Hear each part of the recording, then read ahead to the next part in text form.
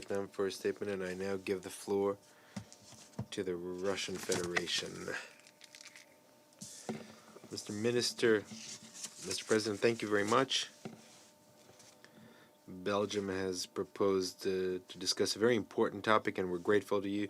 We also welcome the ministers here. We welcome Madame Bachelet and other keynote speakers, and we thank them for their contribution to the discussion on the role of transitional justice in peace building and sustaining efforts in conflict and post-conflict situations.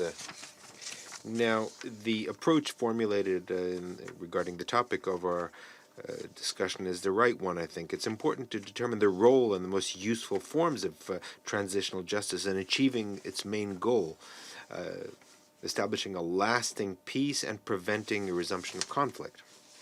Now, internal armed conflicts are the main form of the use of military force in today's world.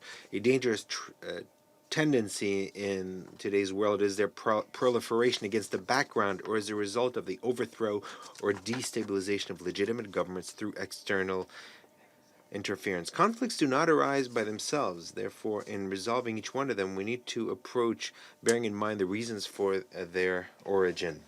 Now, it's far from every case transitional justice is the key to establishing peace. What's important is not to get carried away by prescribing the same medication to all patients independently of the diagnosis or the symptoms of the disease. However, that does not mean that the extensive instruments of transitional justice should not be used there where they are necessary. This is a concept of a multi-dimensional phenomenon which includes not only legal but political mechanisms, national and international efforts, which are essential to establish peace in specific states. We are not convinced at the same time that the guidance note of the Secretary General of in 2010 about UN approaches to transitional justice, which was drawn up without the participation of member states, is right in all its aspects in expressing this framework. The UN has covered various phases in the use of instruments of transitional justice. In the beginning of the 90s, there were great hopes pinned to the International Tribunal on former Yugoslavia and International Tribunal for Rwanda created by the Council. However, already by the beginning of the 2000s, it became clear that this mechanism was not effective. In spite of various political statements and positions by states, the true evaluation of the work of those bodies was almost identical. The Council, first of all, agreed to their costly reform known as the completion strategy, and then it opted against replicating such mechanisms. Then the attention of the international community shifted to the International Criminal Court. This body seemed very attractive to many because unlike the tribunals for Yugoslavia and Rwanda, it was based on the principle of complementarity. So it was supposed to not replace but rather complement national justice. However, the further activity of this court showed that the idea of complementarity remained a dead letter, while the general trend towards the politicization of the work of international judicial bodies manifested itself in its ugliest forms. And to this day, the most important international achievement in combating crimes against peace and humanity is the Nuremberg Tribunal. It was created through the unity of all allies in the anti-Hitler coalition based on the principle of fair and judicial procedure. That tribunal did not need any kind of completion strategy or any kind of special and costly measures to preserve legacy. The authority of the decisions in the Nuremberg Tribunal are indisputable in spite of all the time that has elapsed. Now let's come back to today's world.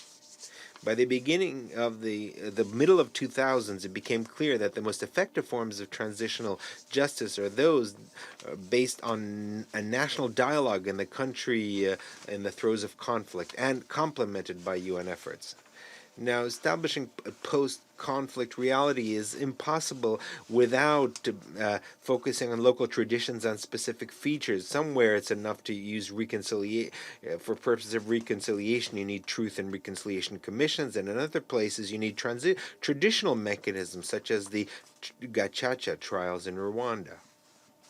Now, since a sound national reconciliation is a determining factor for a successful resolving of a conflict and preventing their resumption, we believe that the UN must focus its efforts on providing the most appropriate forms of technical assistance to restore a